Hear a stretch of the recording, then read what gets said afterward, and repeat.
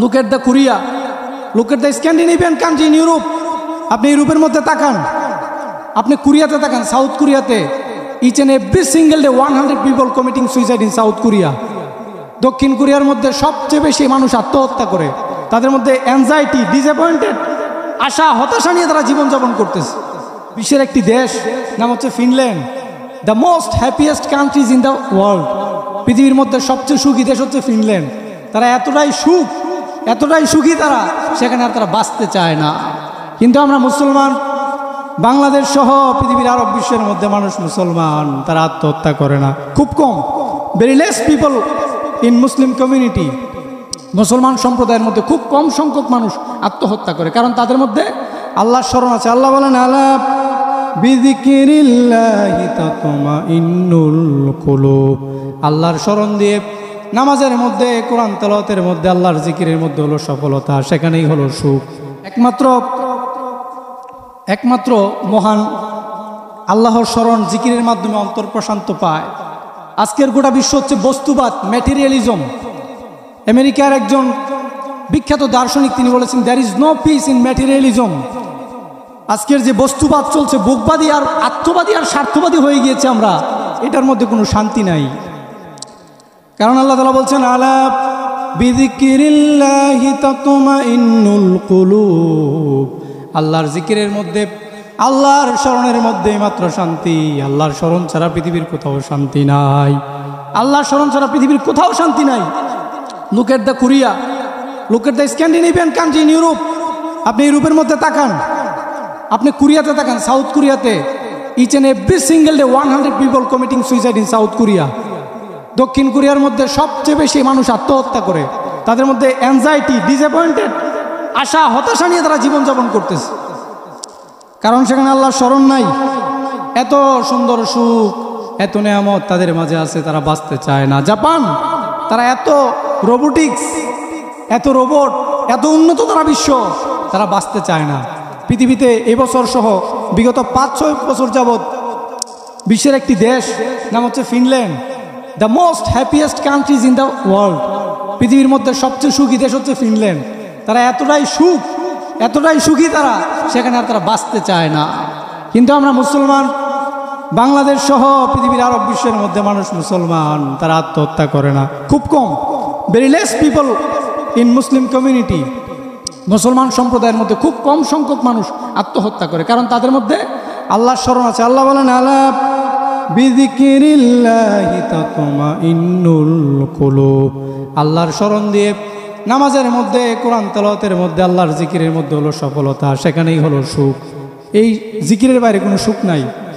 দেখেন, মানুষ আজকে পশুর মতো হয়ে যাচ্ছে। কি যে এক ইমব্যালেন্স, ভারসাম্যহীন জীবন। দক্ষিণ আমেরিকার সবচেয়ে ভয়াবহ একটা দেশ আছে, তার নাম হচ্ছে এল সালভাডোর।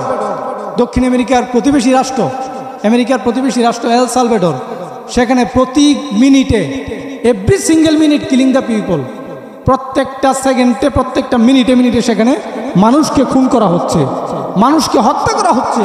এই হচ্ছে আজকে উন্নত বিশ্ব। যাদেরকে আপনারা উন্নত বলেন, যাদেরকে আমরা সাকসেস বলতেছি, সফল বলতেছি, তারা কিন্তু সফল হতে পারছে না। একটাই মাত্র কারণ, সেখানে ইসলাম নাই, এক আল্লাহর, ওয়ান গড, ওয়ান আল্লাহর কোনো কমান্ডমেন্ট, কোনো আদেশ সেখানে আজকে আমরা দেখতে পাচ্ছি না। এজন্য ওই দেশের সরকার একটা ভয়াবহ কারাগার তৈরি করেছে। কারাগারের নাম হলো সিকট। সেই সিকট কারাগারের মধ্যে সেখানের যে MH13 যেই আসামি কোম্পানি, তাদেরকে আটক রাখা হয়, তাদেরকে কঠিন শাস্তির মধ্যে রেখে সেখানে অপরাধ সাপ্রেশন, অপরাধ দমন করা হচ্ছে। স্রষ্টার ভয় না থাকলে, মানুষের মধ্যে যদি বিবেক না থাকে, স্রষ্টার ভয় যদি না থাকে, তাহলে অপরাধ কমানো সম্ভব নয়। আজকে দেখেন, হত্যার বদলে হত্যা। ইসলাম বলে যে হত্যার বদলে হত্যা, আরবিতে বলে কেসস। একজন মানুষকে অন্যায়ভাবে হত্যা করা হয়েছে, তাকে অন্যায়ভাবে তাকেও রাষ্ট্রীয় বিচারে হত্যা করতে হবে। যদি আজকে রাষ্ট্রীয় বিচারে হত্যা করা হতো, তাহলে আজকে সমাজের মধ্যে, পরিবেশের মধ্যে কোনো রকমের অবিচার, হত্যা থাকতো না। বন্ধুগণ, আজকে একজনকে হত্যা করা হচ্ছে, তাকে জেলখানার মধ্যে নিয়ে জামায়াতর করে খাওয়ানো হচ্ছে। তাকে হত্যা করা হোক প্রকাশ্যে। It will take 72 hours to stop all crime from Bangladesh and South Asian several countries. যদি হত্যার বদলে হত্যা, দর্শনের বিপরীতে হত্যা করা হয়, তাহলে দেশ থেকে, পৃথিবী থেকে, দক্ষিণ এশিয়া থেকে সমস্ত ধরনের অপরাধ বন্ধ করা সম্ভব। ইসলামই তো মানুষকে শান্তি দিতে পারে। ইসলাম ছাড়া আপনি কোন নীতির মধ্যে যাবেন, আপনি কোন পলিসির মধ্যে যাবেন, সেই পলিসির মধ্যে আপনি শান্তি খুঁজে পাবেন না। আজকে জাপান, ইউরোপ, আমেরিকা তারা কত চমৎকার, তাদের স্বভাব পরিবর্তন হয়েছে, কিন্তু আজকে আমরা মুসলিম, আমাদের স্বভাব পরিবর্তন হচ্ছে না। আমেরিকা, ইউরোপ, জাপান, কোরিয়া তারা মিথ্যা বলতে জানে না, তারা খাদ্যে ভেজাল দিতে জানে না, তারা প্রতারণা করতে জানে না, তারা অশালীন হতে জানে না।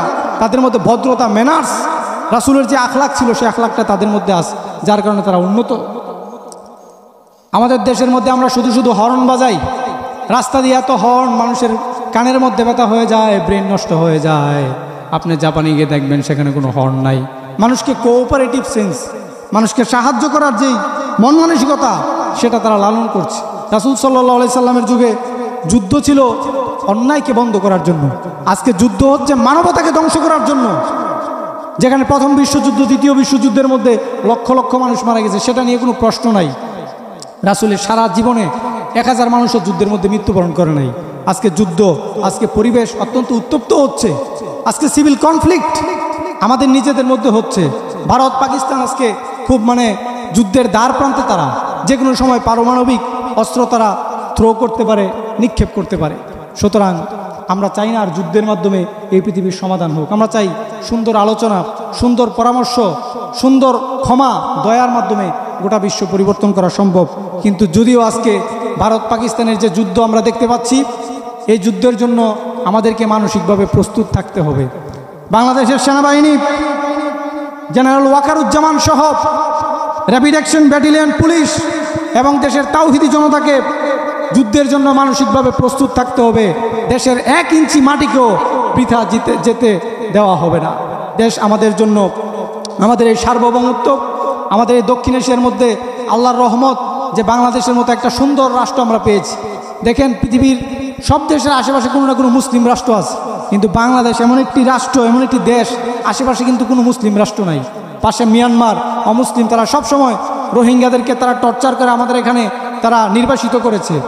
এরপরে এদিকে ইন্ডিয়া, আমাদের শত্রুর উপরে আরও সব ধরনের শত্রু, তারা সর্বদিক দিয়ে আধিপত্যবাদের যেই নিয়ন্ত্রণ সেটা তাদের হাতে রয়েছে, টেকনোলজির যে নিয়ন্ত্রণ, এরপরে কমার্শিয়াল যেই বাণিজ্যিক যেই নিয়ন্ত্রণ, সব রয়েছে এখন ভারতের হাতে।